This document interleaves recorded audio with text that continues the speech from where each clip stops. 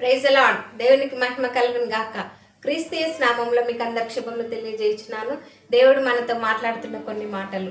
కొండల తట్టు నా కన్నులు ఎత్తుచున్నాను, నాకు సహాయం ఎక్కడి నుండి వచ్చును? యెహోవా వలనే నాకు సహాయం కలుగును. కీర్తనలు 121 మొదటి వచనం.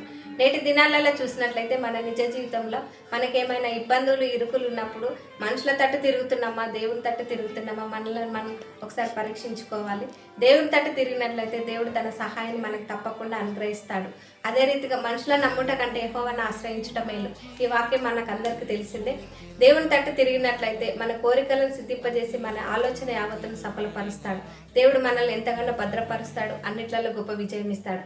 అదే రీతిగా చూసినట్లయితే కీర్తనలు 91 మొదటి వచనం. వేటకాని ఊర్ల నుండి ఆయన నిన్ను రక్షించును, నాశనకరమైన తెగులు రాకుండా ఆయన నిన్ను కాపాడును.